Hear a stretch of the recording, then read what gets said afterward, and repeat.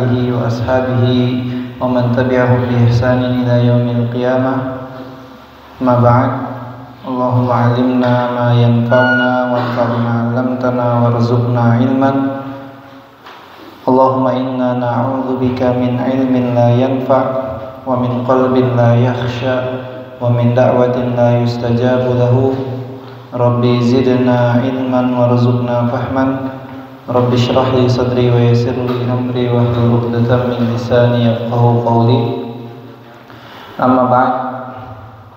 Ayyuhal ikhwah al-ahibba, para pengurus, para bapak-bapak, para santriwan dan santriwati. Santriwatinya satu.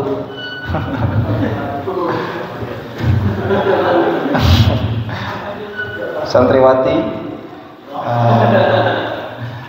Saya alhamdulillah pada kesempatan kali ini kita dipertemukan kembali oleh Allah Subhanahu wa taala untuk sama-sama mengkaji kitabullah, untuk sama-sama mengkaji ayat Allah Subhanahu wa taala yang Nabi sallallahu alaihi wasallam setiap Ramadan pasti Jibril alaihi salam turun ke dunia untuk mengajarkan Rasulullah sallallahu alaihi wasallam untuk tadarus Al-Qur'an, sebagaimana yang diriwayatkan oleh Ibnu Abbas radhiyallahu anhu, wa inna Jibril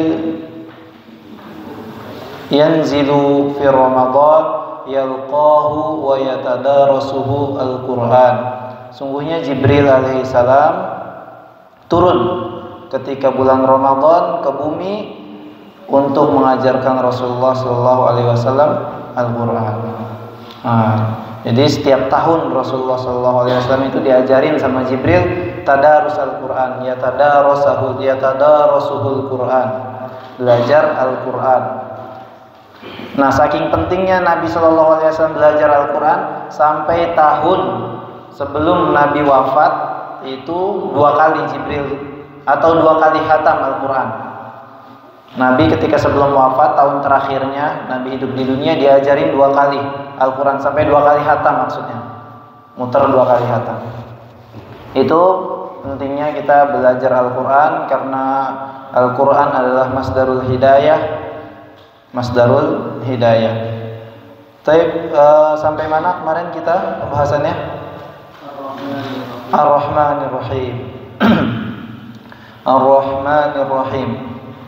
Taib. Sekarang ayat ke-4. Ayat ke-4. Maliki yaumiddin. Maliki yaumiddin. Fadhal ya Wahyu. Baca Wahyu yang kencang.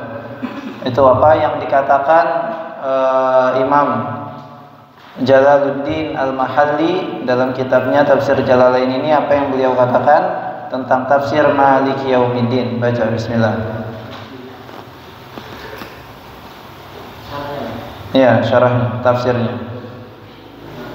Maliki Yaumiddin ay al-jazaa wa yawmul qiyamati wal fasl bi dzikri bi annahu la milka dhahiran fihi la ahada illa Allah ta'ala illa lillahi ta'ala li ahadin illa lillahi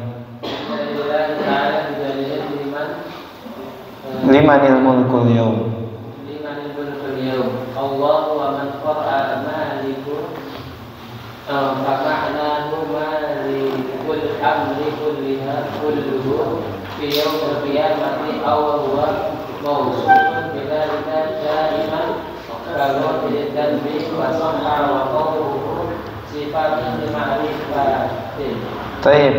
Bismillahirrahmanirrahim. Qala al-musannif rahimahullah taala Maliki Yaumiddin. Ini sekarang tafsir yang agung, Bapak-bapak dan santri sekalian.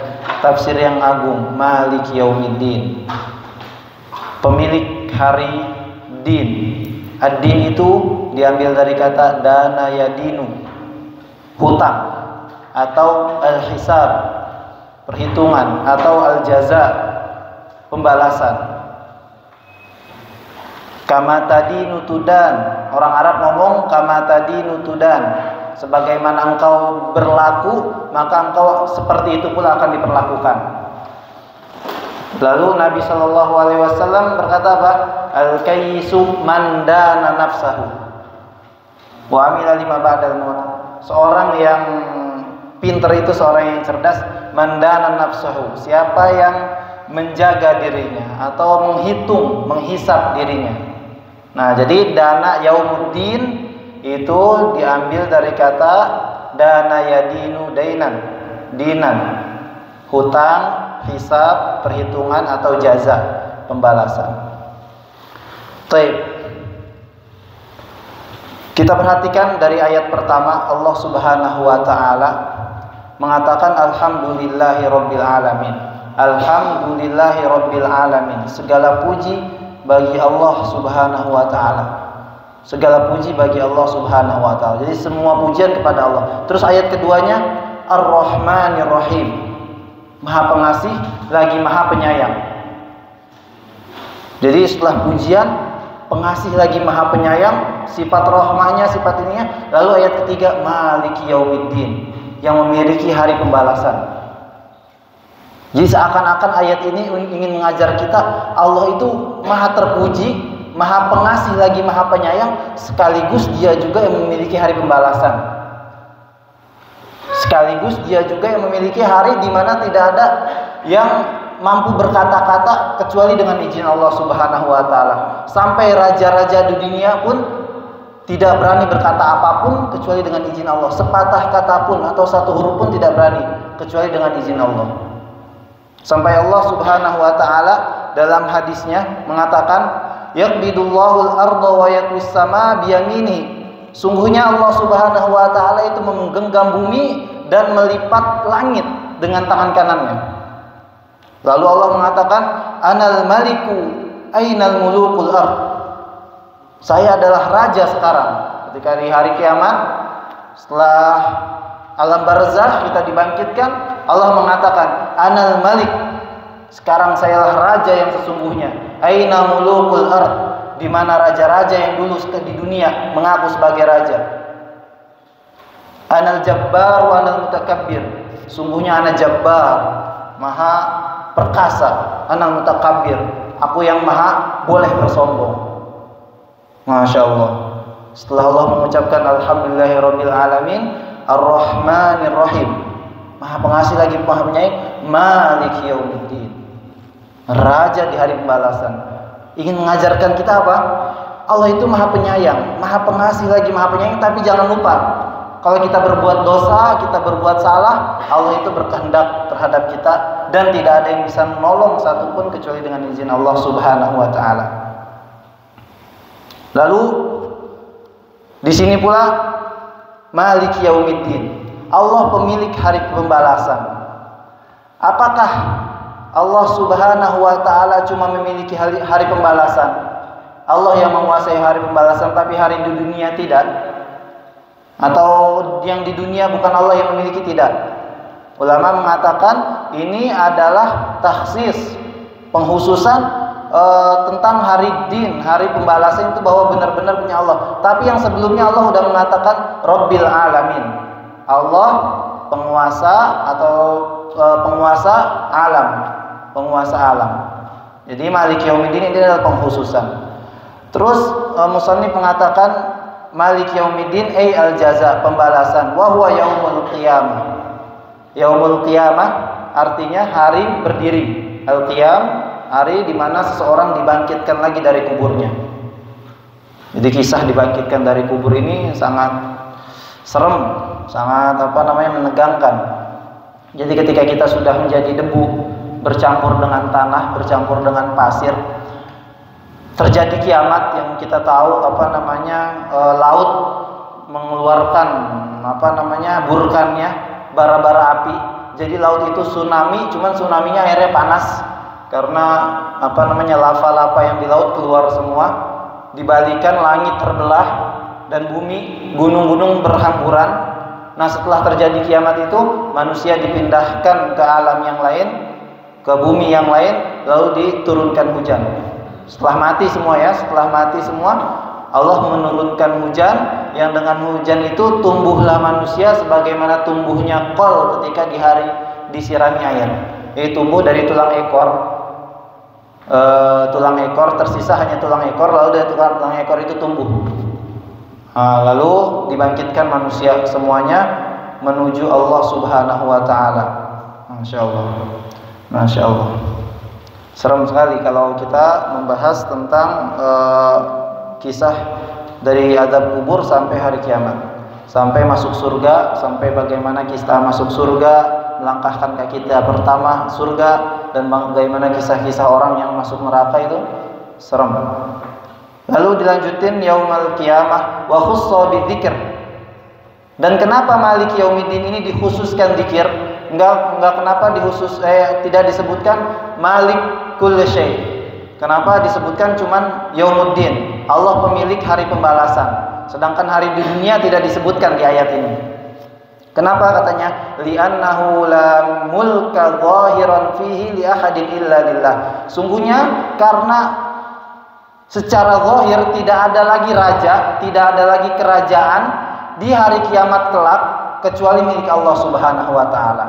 Kalau di dunia masih ada orang-orang yang ngaku raja, di dunia masih ada orang-orang yang ngaku memiliki kerajaan, ya masih kan zahirnya masih ada, tapi di akhirat kelak udah nggak ada sama sekali.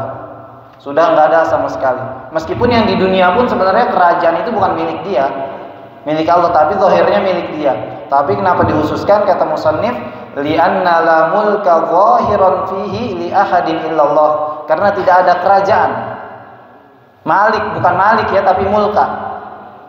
Bukan malik itu tulisannya, li'annahu la mulka zahiran. Kalau malik kan isim fa'il, malaka yamliku pemilik. Tapi kalau ini mulka, kerajaan. Zahiran fihi li ahadin illa lillah. Jadi zahirnya itu tidak ada yang memiliki mulk kerajaan pada seorang pun kecuali milik Allah Subhanahu wa taala. Kecuali milik Allah Subhanahu wa taala. Terus musannif mengatakan bidalil. Dalilnya apa? Limanil mulkul yaum. Sekarang milik siapa kerajaan? Hari ini milik siapa kerajaan? Ketika di hari kiamat nanti Allah mengatakan limanil mulkul yaum. Milik siapa kerajaan-kerajaan pada hari ini? Lillahil wahidil qahhar. Sungguhnya milik Allah Subhanahu wa taala yang Maha Tunggal dan Maha Perkasa, Maha Qahhar, Maha mengatur. Lalu musannif pun mengatakan wa man qara'a maliki fama'nahu malikil amr. Jadi maliki yaumiddin, ada yang baca maliki yaumiddin, ada yang baca maliki yaumiddin, maknanya pendek. Apa bedanya? Kalau malik itu pemilik, kalau malik itu raja. Raja. Maliki yaumiddin raja di hari pembalasan. Kalau maliki yaumiddin itu pemilik hari pembalasan. Itu bedanya. Kalau pendek itu artinya raja, kalau panjang maknya itu artinya pemilik. Fama'nahu, kalau malik, fama'nahu malikul amri kullihi, pemilik perkara semuanya fi yaumil qiyamah, fi yaumil qiyamah. Sampai-sampai yang tadi disebutkan tidak ada seorang pun yang berani mengucapkan sepatah kata di hari kiamat kecuali tanpa izin Allah. Kecuali tanpa izin Allah. Dalilnya apa?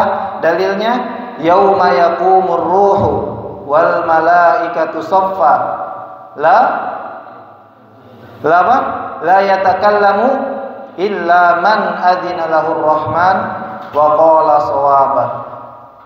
Sungguhnya di hari di mana ruh dan malaikat itu berdiri sof, dikatakan ulama ini manusia dari hari akhir, dari awal manusia ada sampai hari kiamat, itu manusia didirikan satu sof. Bayangin gimana lebarnya, gimana besarnya. Ada yang mengatakan sof satu sof dengan dalil ini. Jadi manusia dari Adam sampai hari kiamat kelak didirikan satu shaf. Jadi nggak ada yang di belakang yang lain. Jadi semuanya berderet gitu. Nah itu ada yang mengatakan seperti, ada yang mengatakan juga sofan sofa. Nah yang berderet-deret. Tapi Allah mampu untuk menderetkan semuanya dalam satu shaf. Yauma yaqumur ruhu wal malaikatu shaffa la yatakallamu illa man adina lahur rahman wa qala shawaba. Tidak ada yang berani berbicara kecuali siapa yang Allah izinkan dan pasti berkata benar. Dan orang itu enggak mungkin bohong di hadapan Allah Subhanahu wa taala, wa qala shawaba. Nah, itu dalil bahwa Allah lah pemilik segala sesuatu nanti di hari kiamat.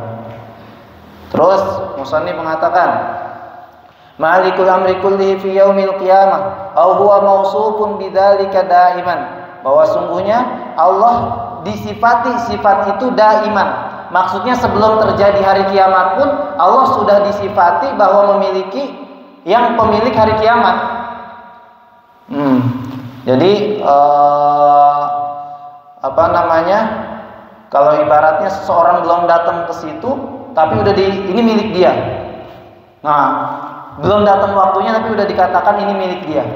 Allah Subhanahu wa taala itu gitu. Allah sudah memiliki hari kiamat meskipun hari kiamat itu belum terjadi. Nah, itu maksud kata musannif di sini, au huwa mausufun bidzalika daiman. Dia disifati dengan sifat seperti itu selalu. Sebagaimana ghafirud dzambi fasahha wuquhu sifatan lima'rifah. Nah, ini pembahasan nahwu ya. Masalah na'at sifat Maliki yaumiddin berarti di sini sifat dari apa? Dari apa syabab al-lughah al-arabiyah. Sifat dari mana? Ar-Rahmanir Rahim Maliki yaumiddin. Jadi bisa Maliki yaumiddin itu bisa sifat atau na'at dari Ar-Rahman. Paham ya? Bisa na'at atau dari Ar-Rahman. Bisa juga na'at dari Alhamdulillah dari Allah. Paham? Nah, ini yang udah belajar nahwu paham. Terus yang selanjutnya bisa juga ada yang mengatakan bukan na'at, ada juga yang mengatakan dia badal. Ada juga yang mengatakan dia badal. Nah, itu dia Maliki yaumiddin. Maliki yaumiddin seperti itu tafsirnya. Lalu yang selanjutnya iyyaka na'budu wa iyyaka nasta'in. Fadhal ya Wahyu, ikra.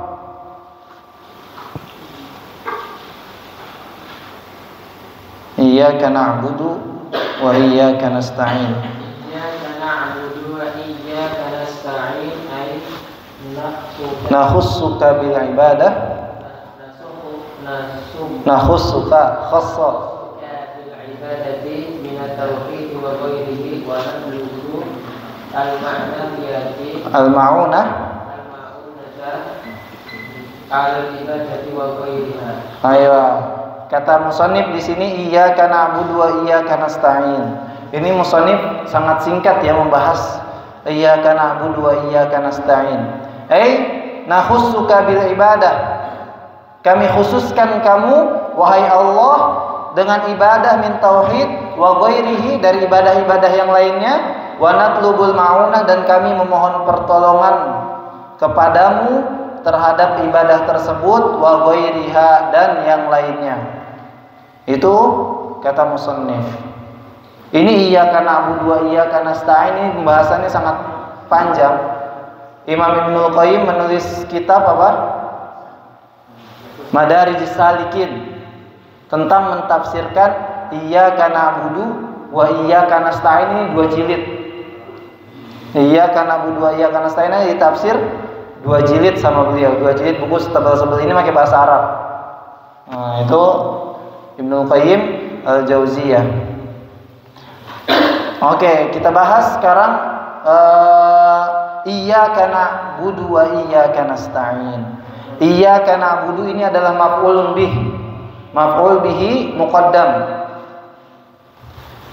Maf'ul bihi muqaddam. Jadi takdirnya apa? Takdirnya na'buduka. Tapi nggak bisa ditakdirkan seperti itu. Kenapa? Karena ketika dikedepankan maf'ulun bih memiliki makna qasr, memiliki makna hasr, memiliki makna pengkhususan. Jadi iyyaka na'budu itu saya mengkhususkan ibadah saya hanya kepada Engkau. Ya. Seperti misalnya saya bilang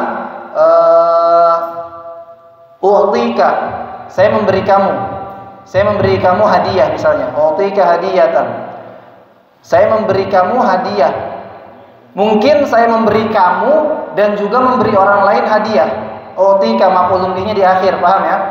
Maf'ulun bihnya di akhir. Tapi kalau maf'ulun bihnya dikedepankan, iyyaka u'ti. Iyyaka u'ti itu berarti cuma kamu yang saya beri hadiah. Ada makna cuma, ada makna hanya. Jadi kalau bahasa Arabnya, ilmu lughahnya, taqdimu ma haqquhu ta'khir yufidul hasr. Mengedepankan yang seharusnya di belakang itu memiliki faedah hasr. Hasr itu penghanyaan, pengkhususan. Nah, maf'ulun bih kan pada hakikatnya di belakang, Ustaz ya. Maf'ulun bih pada hakikatnya di belakang, tapi kenapa dikedepankan? Karena itu ada memiliki makna hasr. Inilah indahnya bahasa Arab. Bahasa Arab, Allah ngajarin kita agar kamu jangan beribadah kepada siapa-siapa gitu loh. Iyyaka na'budu, hanya kepada Engkau ya Allah kami beribadah. Makanya kalau kita ngomong na'buduka maf'ulun bihnya di akhir, itu memiliki arti kami beribadah kepadamu ya Allah, tapi mungkin juga kami beribadah kepada yang lain. Seperti kaum Quraisy beribadah kepada Allah tapi beribadah kepada yang lain. Seperti Isa Nasrani beribadah kepada Allah dan beribadah kepada yang lain juga. Tapi ketika dikedepankan iyyaka, ya Allah hanya kepadamu kami menyembah, hanya kepadamu kami ibadah. Lalu ibadah itu apa? Ibadah itu apa?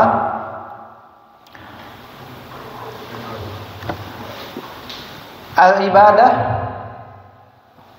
fil lughah asluhu dzul wal khudu'. Jadi ibadah secara bahasa itu adalah dzul, merendahkan diri serendah-rendahnya, dan khudu. Dan khudu itu benar-benar taat, benar-benar taat. Itu makna ibadah. Itu makna ibadah. Jadi orang-orang Arab mengatakan ma'bad itu adalah jalan yang selalu ditapaki, yang selalu dilewati sehingga jalan itu membekas. Jadi seakan-akan jalan itu tunduk kepada orang yang lewat. Nah, jadi ibadah itu berasal dari kata atau memiliki makna adzul wal khudu, rendah diri dan khudu. Nah, jadi ini benar-benar ikhwah, kita maknai benar-benar makna ibadah. Makna ibadah itu lebih dari sekedar kita sholat, lebih dari sekedar kita puasa, lebih dari sekedar kita bayar zakat, lebih dari sekedar kita cuma zikir. Perhatikan, hakikat ibadah itu dzul, merendahkan diri di hadapan Allah Subhanahu wa taala. Khudu, tunduk kepada Allah Subhanahu wa taala. Jadi kalau antum sholat, antum merasa wah, antum rajin ibadah, antum merasa wah saya punya kedudukan di sisi Allah, itu belum melaksanakan ibadah dengan sungguh-sungguh. Ketika kita benar-benar ibadah sama Allah, benar-benar merasa kita itu rendah. Ya Allah, ibadah saya cuma segini-segini aja. Ketaatan kita cuma segini-gini aja. Terus diulang-ulang pemahaman seperti itu agar kita merasa bahwa kita ini manusia yang penuh dosa, kita ini manusia yang rendah di hadapan Allah Subhanahu wa taala, agar yatahaqqaq ma'na ubudiyah, agar sempurna makna ubudiyah kita kepada Allah Subhanahu wa taala. Makanya dalam Sayyidul Istighfar, wa abu'u laka bi ni'matika alayya wa abu'u bi dzambi. Abu'u laka bi ni'matika alayya. Ya Allah, aku mengakui setiap, abu'u itu mengakui, i'tarafa. Ya Allah, aku mengakui setiap nikmat-Mu yang Kau berikan kepadaku, dan aku mengakui setiap dosa yang aku lakukan. Aku mengakui Engkau telah memberikan nikmat kepadaku sangat banyak ya Allah, tapi dari nikmat itu pula aku masih banyak melakukan dosa. Aku masih banyak melakukan salah, melakukan khilaf. Ini inti dari Sayyidul Istighfar. Ini inti dari Sayyidul Istighfar. Kata ulama, inti Sayyidul Istighfar itu kenapa jadi dia istighfar yang paling agung? Karena makna ini. Kita maknai benar-benar. Abu'u laka bi ni'matika alayya. Ya Allah, kami mengakui setiap nikmat yang Kau berikan kepada kami. Wa abu'u laka bi dzambi. Dan aku mengakui setiap dosa-dosa yang aku lakukan. Coba kita bayangin berapa nikmat yang Allah berikan kepada kita. Kita balas dengan apa? Kita balas dengan amalan-amalan yang kotor, amalan-amalan yang merah, amalan-amalan yang penuh dengan dosa. Allah selalu ngasih nikmat, tapi kita balasnya, amal kita diangkat kepada Allah dalam keadaan buruk. Amal kita diangkat kepada Allah dengan keadaan tidak taat kepada Allah Subhanahu wa taala. Nah, itu makna iyyaka na'budu wa iyyaka nasta'in. Lalu iyyaka na'budu, kenapa makainya domir nahnu? Kenapa makainya domir nahnu bukan domir ana, kami, bukannya saya? Nah, di sini ulama mengatakan bahwasanya ini untuk isy'aran, untuk mengabarkan bahwa kita beribadah kepada Allah jama'atan itu afdal min ibadatina mufradan. Bahwasanya ibadah kita secara jamaah itu lebih bagus, lebih dicintai Allah daripada ibadah kita secara sendiri. Daripada ibadah kita secara sendiri.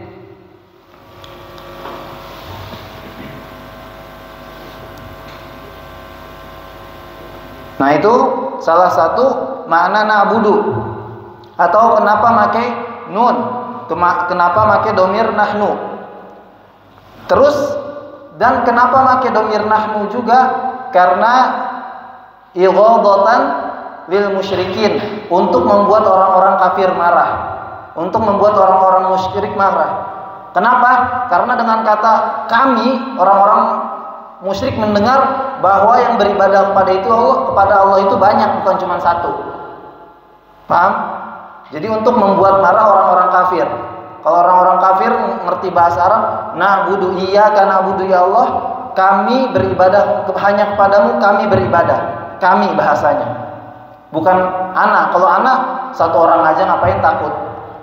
Gitu loh. Tapi kalau na'budu itu banyak orang-orang kafir bakal jengkel, bakal kesel.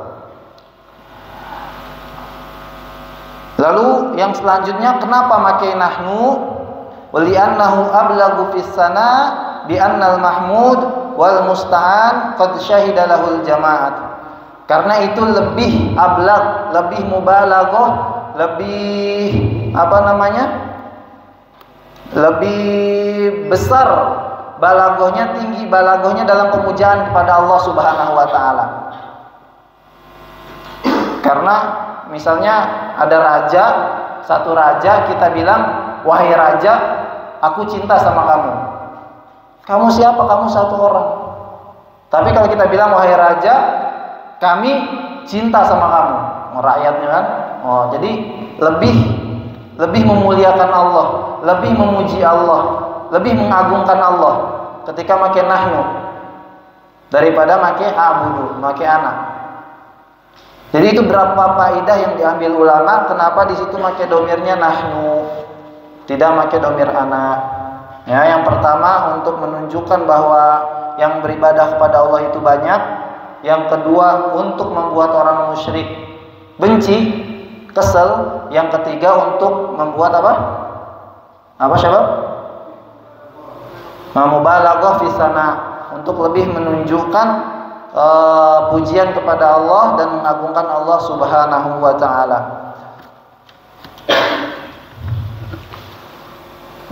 Dan pengertian ibadah kullu ma yuhibbuhu Allah wa yardahu min amalin zahirah wal batinah. Ibadah pengertiannya apa?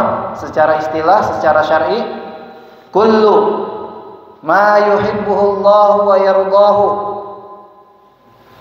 min amalin zahirah wa batinah.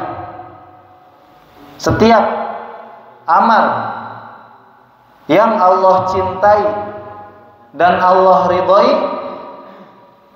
dari amal-amal yang zahir dan amal-amal yang batin. Jadi setiap amal yang Allah cintai dan Allah ridhoi dari amal-amal yang zahir dan amal-amal yang batin. Dan ini kita tahu dari mana dicintai dan diridhoi Allah Subhanahu wa taala, dari Nabi sallallahu alaihi wasallam. Dari Nabi sallallahu alaihi wasallam yang diajarkan sama Nabi alaihi salatu wasallam dari sunnah-sunnah beliau, maka itulah amal-amal yang dicintai oleh Allah Subhanahu wa taala dan diridhoinya.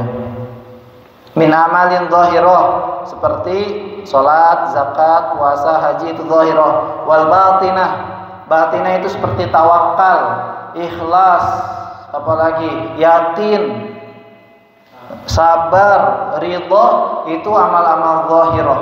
Dan amal-amal batin, dan amal-amal batinah itu lebih tinggi derajatnya dibanding amal-amal zahirah.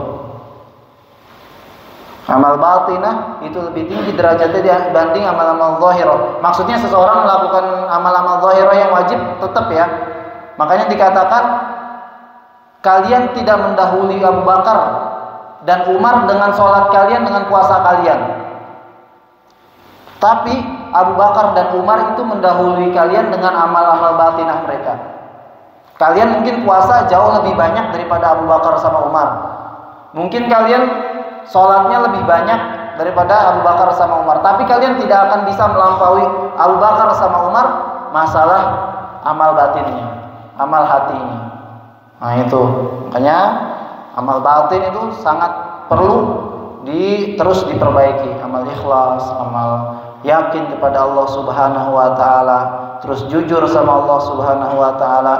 Nah, itu amal-amal yang sangat perlu direfresh oleh kita sebagai seorang muslim, terkhusus penuntut ilmu. Lalu yang selanjutnya, iyyaka na'budu wa iyyaka nasta'in. Ya Allah, hanya kepadamu kami beribadah dan hanya kepadamu kami memohon pertolongan.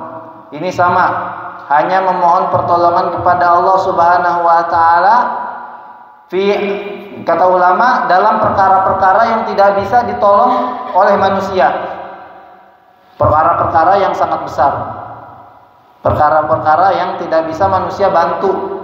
Nah, ini maksudnya.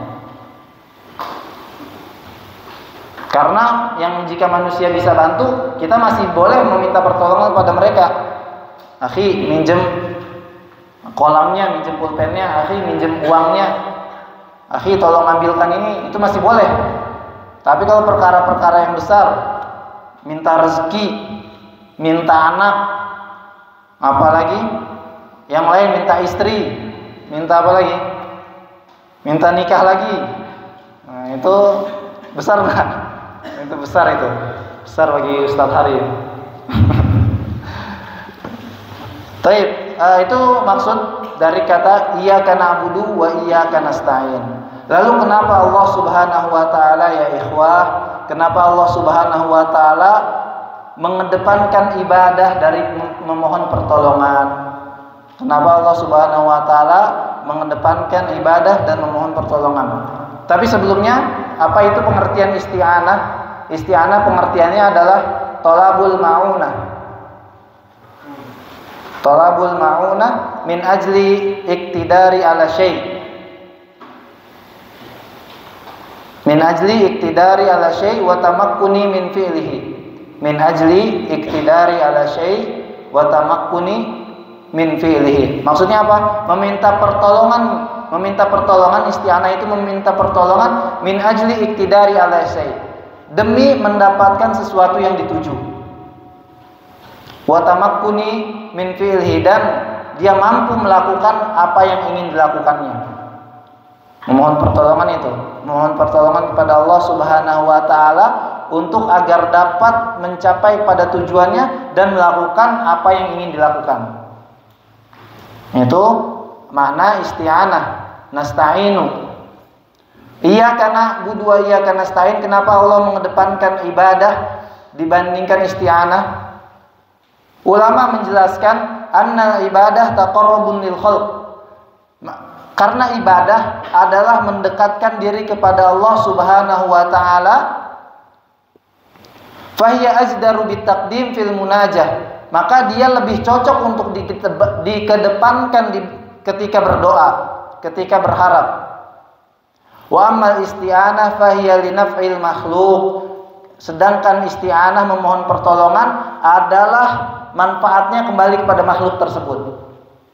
Manfaatnya kembali kepada makhluk tersebut. Oleh karena itu, mendahulukan Allah ketika berdoa, mendahulukan kemuliaan Allah dibandingkan kemuliaan orang yang berdoa itu lebih cocok dibandingkan kita mementingkan kepentingan pribadi daripada Allah Subhanahu wa taala. Itu makanya didahulukan ibadah baru isti'anah. Baru isti'anah. Ya, seperti itu juga orang-orang yang berdoa hendaknya selalu beradab ketika berdoa. Jangan berdoa tiba-tiba langsung ya Allah zawijni, ya Allah apa? Enggak ada mukadimahnya, enggak ada apa, tahu tuh minta nikah. Enggak tahu-tahu minta duit, tahu-tahu minta rezeki. Enggak, adabnya puji Allah dulu. Adabnya sholawat kepada Nabi dulu. Seperti itu. Ini diajarin di sini. Diajarin di sini. Sebelum kita minta sesuatu, dahulukan puji Allah. Dari ayat pertama. Ya alhamdulillahirabbil alamin arrahmanir rahim maliki yaumiddin iyyaka na'budu wa iyyaka nasta'in. Baru minta di akhirnya ihdinas siratal mustaqim. Puji Allah lalu berdoa. Nah, itu iyyaka na'budu wa iyyaka nasta'in. Ihdinas siratal mustaqim. Ihdinas siratal mustaqim. Ihdinas siratal mustaqim. Ya Allah, berilah petunjuk, hidayahkan kepada kami siratal mustaqim, jalan yang lurus, jalan yang lurus. Arsyidna ilaihi wa yubdalu minhu. Maksudnya apa? Arsyidna ilaihi, ya Allah, berilah petunjuk, berikanlah kami rasyad, petunjuk ya. Wa yubdalu minhu. Maksudnya apa yubdalu minhu? Dibuat, dijadikan dia badal. Nah, ilmu nahu ini. Ini ilmu nahu. Wa yubdalu minhu maksudnya dijadikan dia badal. As-siratal mustaqim nanti yubdalu minhu. Jadi dia mubdal minhunya. Paham? Badal kan ada badal terus mubdal minhunya. Ya toh? Yang ayat sebelumnya. Nah, siratal mustaqim ini mubdal minhunya. Siratal ladzina an'amta adalah badalnya. Paham itu maksudnya ya? Itu maksudnya. Lalu kita bahas satu persatu. Ihdinas siratal mustaqim. Al-hidayah. Al-hidayah adalah al-irsyad wad dalalah bilutfin. Al-irsyad wad dalalah bilutfin ala ma yusilu ila bugyah. Apa hidayah? Al-irsyad wad dilalah bilutfin ala ma yusilu ilal bugyah. Petunjuk dan arahan bilutfin. Nah, ini bedanya hidayah sama paksaan. Kalau paksaan kan memberi petunjuk cuma dipaksa. Kalau hidayah itu bilutfin, dengan lembut, dengan tidak ada paksaan, dengan cara-cara yang penuh hikmah. Bilutfin ala ma yusilu ila bugyah, untuk menuju kepada bugyah tujuan. Nah, jadi hidayah itu adalah Allah memberi petunjuk dengan cara yang indah, dengan cara yang pelan-pelan, dengan cara yang lembut kepada manusia sehingga dia mendapat hidayah. Nah, itu hidayah secara ta'rifnya, pengertian hidayah. Lalu as-sirat. As-sirat adalah at-thariq. As-sirat adalah thariq, jalan. Dari kata apa? Dari kata saroto. Saroto. Saroto syai' idza ibtalahu. Saroto artinya apa? Menelan. Saroto artinya menelan. Saroto syai, menelan sesuatu. Apa maksudnya? Kenapa jalan disebut berasal dari kata menelan? Karena dia li'annahu yabtali marina fihi. Karena dia seakan-akan menelan atau menelan orang-orang yang lewat di jalan tersebut. As-sirat dari kata saroto. Lalu al-mustaqim, al-mu'tadil alladzi la iwijaja fihi. Al-mu'tadil alladzi la iwijaja fihi. Yang lurus, yang seimbang, yang tidak ada bengkong di dalamnya, itu siratal mustaqim. Itu siratal mustaqim.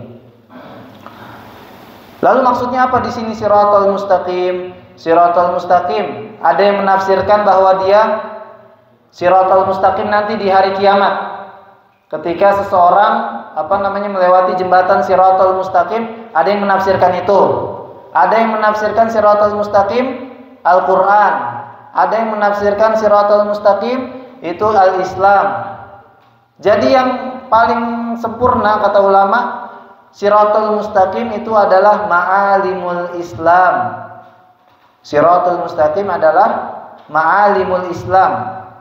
Minal aqaid, dari keyakinan. Minal aqaid, dari keyakinan. Wal ahkam, dari hukum-hukum. Wal adab, dari adab-adab. Nah, jadi pengajaran-pengajaran Islam secara umum itu disebut siratal mustaqim.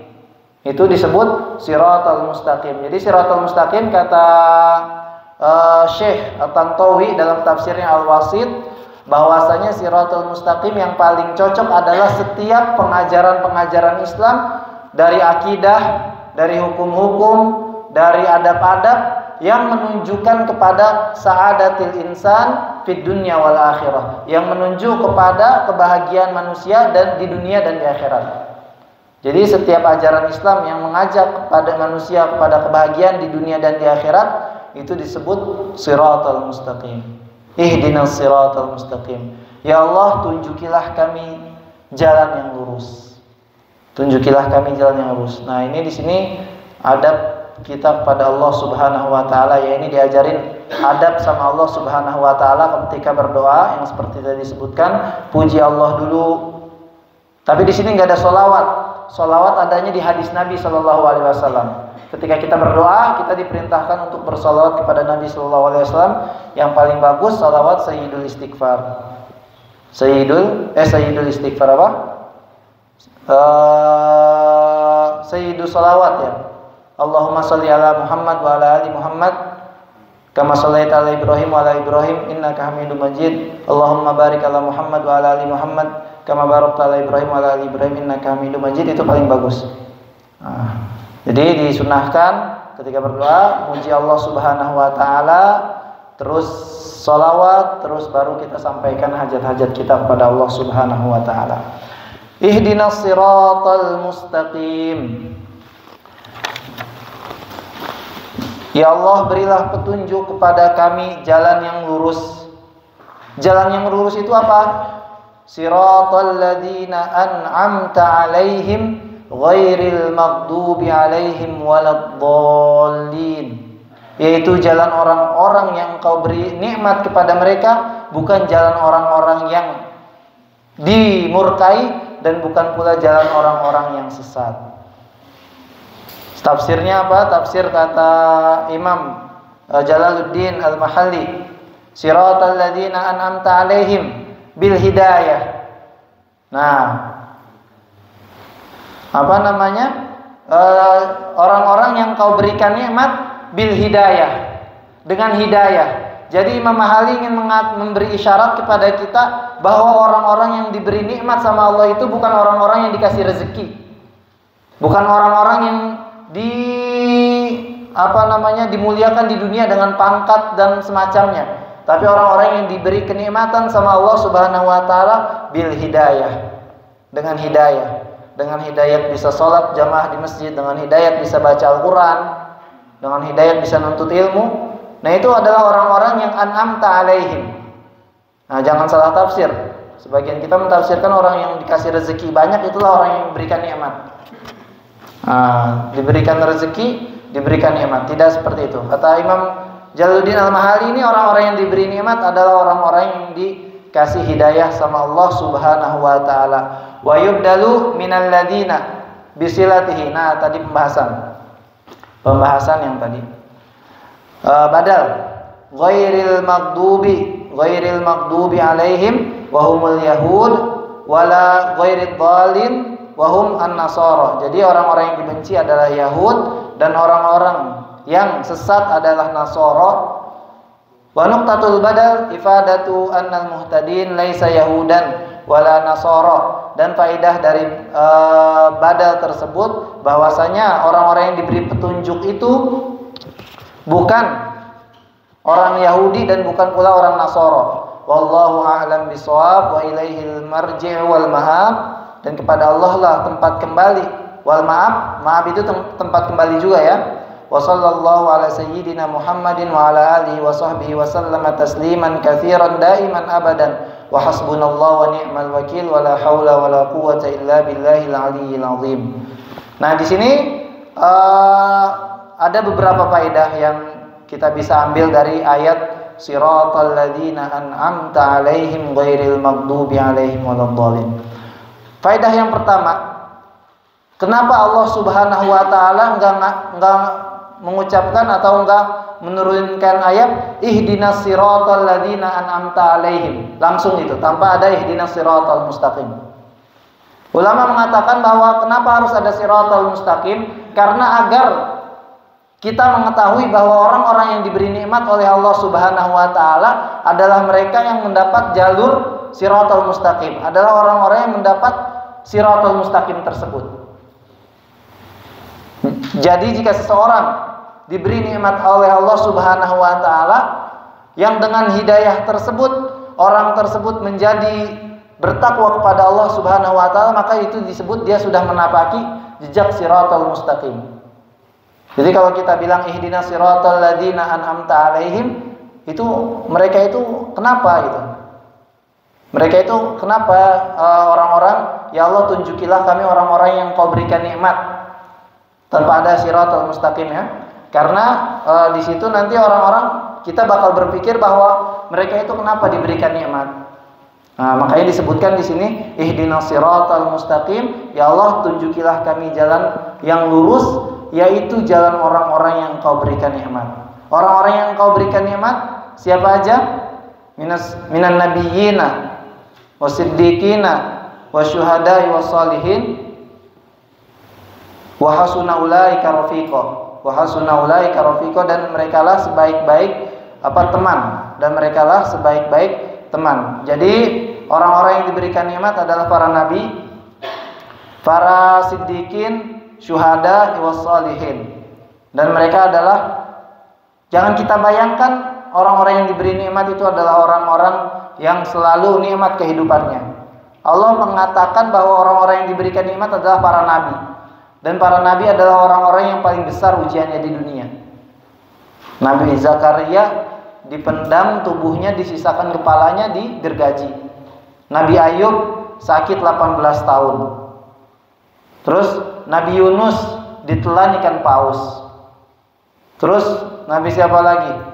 Nabi Nuh berdakwah 900 tahun lebih, tidak ada yang menjawab kecuali segelintir orang. Kita baru dakwah 2 hari, 3 sebulan kemarin ya, nggak ada yang dengar dakwah kita, langsung putur, langsung Nabi Ayub diuji dengan kesabaran, Nabi Nuh diuji dengan dakwahnya yang tidak diterima-terima oleh masyarakat. Tapi apakah itu mengurangi pahala beliau? Tidak sama sekali, tidak sama sekali, karena ibrohnya dengan perjuangan, dengan usaha. Terus Nabi Muhammad SAW yang dari lahir sudah diuji. Bapaknya mati ketika belum lahir, ibunya meninggal ketika umur 6 tahun, lalu kakeknya meninggal ketika umur 8 tahun, istrinya meninggal sama pamannya sekaligus ketika umurnya mencapai berapa tahun? 50 tahun. 50 tahun. Lalu apalagi Ujian-ujian Nabi Muhammad SAW ditolak dakwahnya, diusir dari tempat tinggalnya, tidak masak keluarganya selama 3 bulan berturut-turut. Nah itulah orang-orang yang diberikan nikmat sama Allah Subhanahu wa taala, ayatnya. Alladzina an'amta alaihim.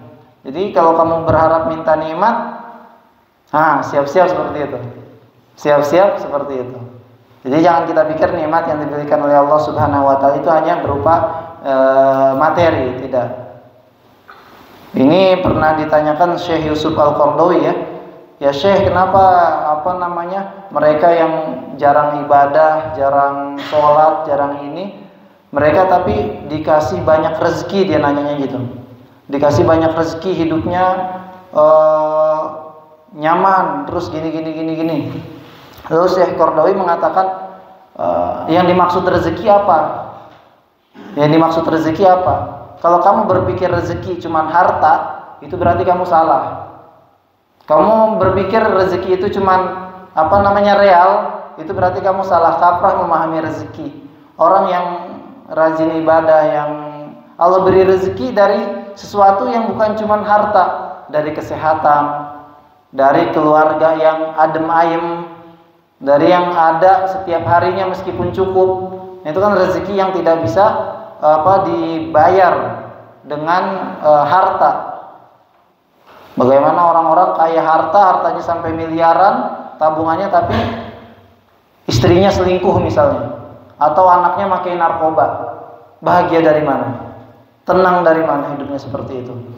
Nah, seperti itu. Jadi kata Yusuf Qaradawi, kamu jangan salah persepsi tentang masalah rezeki. Terus ada adab di sini. Allah mengajarkan siratal ladzina an'amta alaihim. Jalan orang-orang yang Engkau berikan nikmat kepada mereka ya Allah. Jadi ini penisbatan nikmat kepada Allah Subhanahu wa taala. Jadi kalau nikmat-nikmat itu dinisbatkan kepada Allah Subhanahu wa taala. Tapi yang buruk jangan dinisbatkan kepada Allah Subhanahu wa taala. Apa contohnya setelahnya? Ghairil maghdubi alaihim. Bukan orang-orang yang dimurkai. Tidak ghairil ladzina ghadibta alaihim. Ya, bukan jalan orang yang engkau benci, engkau murkai. Tapi di sini tidak disebutkan siapa ininya, tidak disandarkan keburukan tersebut kepada Allah Subhanahu wa taala. Tapi kalau nikmat, an'amta, ya Allah yang Kau berikan nikmat kepada mereka. Ghairil maghdubi, bukan jalan orang-orang yang dimurkai. Tidak, bukan jalan-jalan orang yang engkau murkai. Makanya salah jika diartikan yang engkau murkai. Nah itu kurang baik kepada Allah Subhanahu wa taala. Jadi yang baik-baik itu dinisbatkan kepada Allah Subhanahu wa taala, dan yang buruk-buruk itu tidak boleh dinisbatkan kepada Allah Subhanahu wa taala. Yang terakhir faidah dari surat Al-Fatihah ini kita tutup, bahwasanya Nabi SAW pernah bersabda. Ini udah selesai ya, kita tafsir Al-Mahalli. Cuman kita ada beberapa yang harus dipahami berkaitan tentang Al-Fatihah ini. Berkaitan tentang Al-Fatihah, surat yang paling agung di Al-Quran. Surat yang paling agung di Al-Quran. Ini di sini Nabi SAW yang diriwayatkan oleh Muslim. Qala Allah Ta'ala, Nabi bersabda bahwasanya Allah Subhanahu wa taala berfirman, berarti hadis qudsi ya. Qasamtu salata baini wa baina abdi. Sungguhnya aku membagi salat. Maksudnya surat Al-Fatihah. Surat Al-Fatihah nama lainnya adalah as-shalah.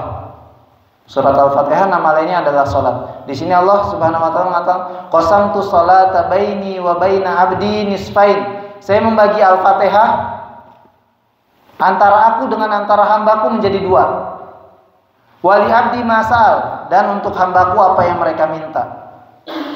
Fa in qala al abdu alhamdulillahi rabbil alamin. Jika seorang hamba berkata alhamdulillahi rabbil alamin. Coba bayangin ikhwah, ini antum sedang berdiskusi sama Allah Subhanahu wa taala. bermunajat sama Allah Subhanahu wa taala, berdialog sama Allah Subhanahu wa taala. Jika seorang hamba berkata, "Idza qala al-'abdu alhamdulillahi rabbil alamin, qala Allah taala hamidani 'abdi." Hambaku memujiku. Coba ini percakapan antara antum, antara kita sama Allah aja. Coba bayangin siapa kita? Siapa kita, hamba yang penuh dosa, hamba yang penuh dengan maksiat, hamba yang berlumur dengan kesalahan-kesalahan. Kita ngomong alhamdulillahirabbil alamin, Allah jawab langsung, hamidani abdi. Hambaku memujiku. Hambaku memujiku. Ini Allah yang jawab. Allah yang jawab. Setiap kita membaca Al-Fatihah, Allah menjawab seperti itu. Hamidani abdi. Wa idza qala ar-rahmanir rahim, dan jika hambaku berkata Ar-Rahmanir Rahim, asna alayya abdi, hambaku memujiku. Asna hampir sama maknanya dengan hamidani. Hampir sama dengan hamidani. Cuman kata Syekh Utsaimin, asna itu memiliki makna pengulangan. Pengulangan, isnain. Dari kata pengulangan. Jadi ada pujian yang berulang-ulang. Asna alayya abdi, Ar-Rahmanir Rahim. Ada makna lebih pengulangan.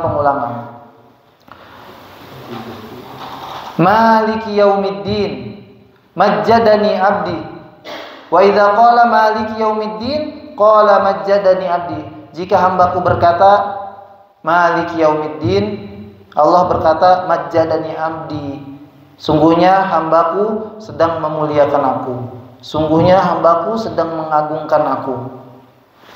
Coba antum bayangin ketika sholat, antum baca Al-Fatihah, setiap ayatnya antum merasakan Allah menjawab setiap perkataan-perkataan antum. Alhamdulillahirabbil alamin, hamidani abdi, Ar-Rahmanir Rahim, asna alayya abdi, maliki yaumiddin, majjadani abdi. Wa qala marratan fawwada ilayya amri. Dalam riwayat yang lain, fawwada ilayya amri, dia mewakilkan, menyerahkan setiap perkaranya kepadaku. Fa in qala iyyaka na'budu wa iyyaka nasta'in. Jika hamba tersebut mengatakan iyyaka na'budu wa iyyaka nasta'in, qal, maka Allah Subhanahu wa taala berfirman, hadza baini wa baina abdi wa li abdi masal. Ini adalah perbedaan atau pembatas antara aku dengan hambaku, dan untuk hambaku baginya apa yang mereka harapkan. Fa idza qala ihdinas siratal mustaqim siratal ladzina an'amta 'alaihim ghairil maghdubi 'alaihim waladdallin, qala hadza li 'abdi wa li 'abdi ma sa'al. Inilah untuk hambaku. Dan jika seorang hamba mengatakan, ya Allah berilah petunjuk kepadaku jalan yang lurus, jalan orang-orang yang Engkau berikan nikmat, bukan jalan orang yang dimurkai, dan bukan pula jalan orang-orang yang sesat, maka Allah berkata, hadza li abdi, ini untuk hambaku, wa li abdi masal, dan untuk hambaku segala sesuatu apa yang diharapkan. Makanya bagus kita berdoa setelah baca Al-Fatihah karena hadis ini. Kita berdoa setelah baca Al-Fatihah, kita baca Al-Quran, mulai Al-Fatihah, kita ada hajat-hajat tertentu, kita baca di situ, ya Allah apa dipermudah urusannya, diampuni dosa-dosanya. Itu bagus setelah Al-Fatihah berdasarkan hadis ini, hadis riwayat Muslim. Jadi ketika kita sholat, kita benar-benar hayati bahwa kita sedang berdialog sama Allah Subhanahu wa taala, setiap ayatnya, setiap katanya. Itu yang bisa saya sampaikan pada kesempatan kali ini.